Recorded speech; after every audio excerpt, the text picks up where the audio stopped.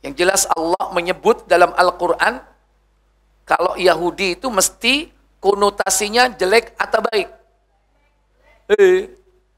Baik apa jelek? Jelek. Kalau Yahudi udah pasti jelek. Kalau dia kembali kepada ajaran Allah dan Rasul, pasti dia Muslim, bukan Yahudi lagi. Pasti dia seorang Muslim. Kembali kepada ajaran Allah dan Rasulnya. Maka kalau sudah Yahudi, mereka sudah menyimpang dari ajaran Allah dan ajaran para nabi dan rasul. Disebutkan dalam surah Al-Baqarah, ada ayat yang ke-47. Ya Bani Israel, adhkuru ni'mati allati an'amtu alaikum wa anni faddaltukum 'alal 'alamin. Apa kata Allah? Baca.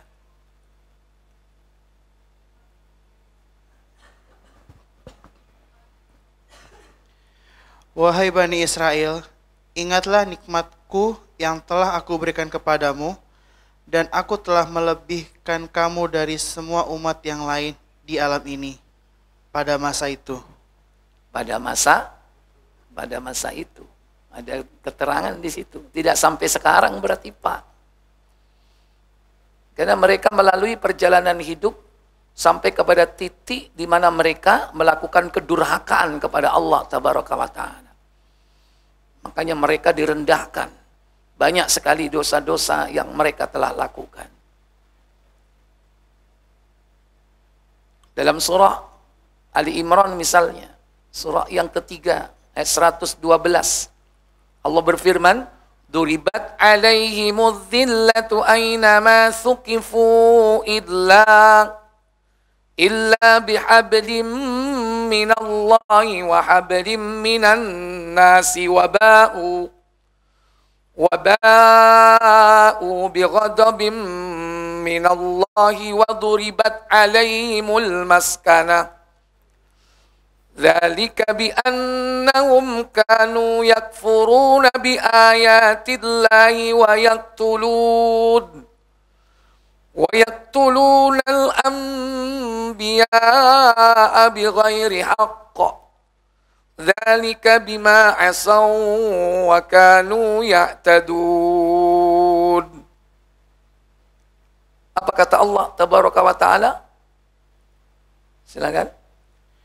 Mereka diliputi kehinaan di mana saja mereka berada, kecuali jika mereka berpegang kepada tali agama Allah dan tali perjanjian dengan manusia, dan mereka kembali mendapat kemurkaan dari Allah. Berapa kali berarti?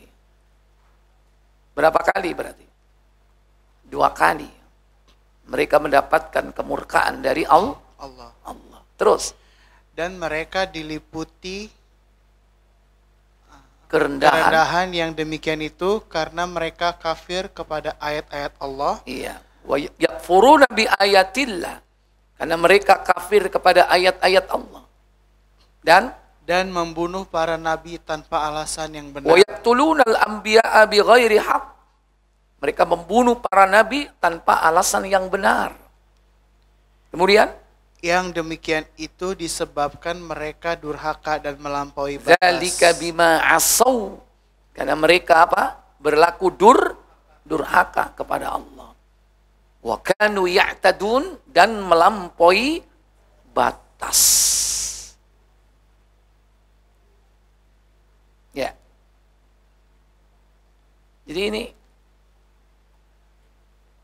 Jadi kenangan masa lalu di mana mereka diangkat oleh Allah, itu masih menjadi impian mereka. Menjadi impian mereka menjadi bangsa satu-satunya yang ditinggikan oleh Allah di muka bumi ini. Dari bangsa-bangsa yang lain. Itu menjadi mimpi indah terus. Padahal mereka tidak tahu bahwa dirinya telah direndahkan oleh Allah. telah dimurkai oleh Allah, telah dihinakan oleh Allah, masih aja tetap over confidence, terlalu pede. Jadi ini kenyataannya. Itulah Yahudi. Padahal diutus kepada mereka Nabi terakhir dari kalangan Bani Israel, yaitu Yesus. Itu sebutan mereka. Kalau kita nyebutnya siapa? Isa alaihissalam. Nggak apa-apalah sebutan. Orangnya sama.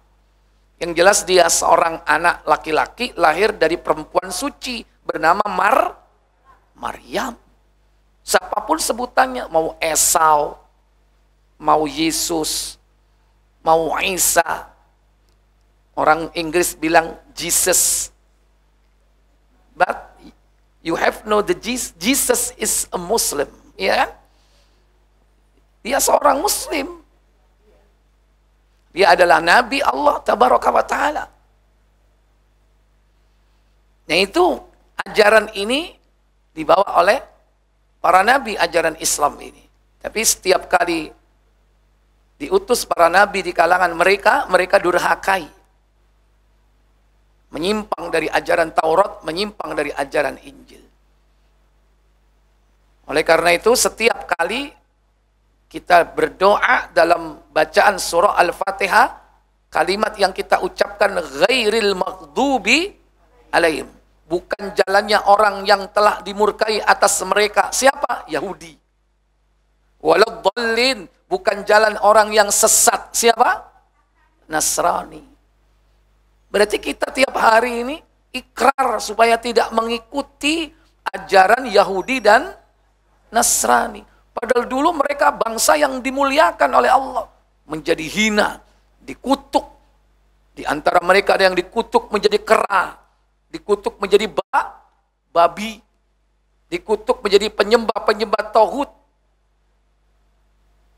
Gara-gara ini tadi. Dan di antara mereka, dari kalangan Bani Israel, ada yang sesat karena mereka tidak punya ilmu.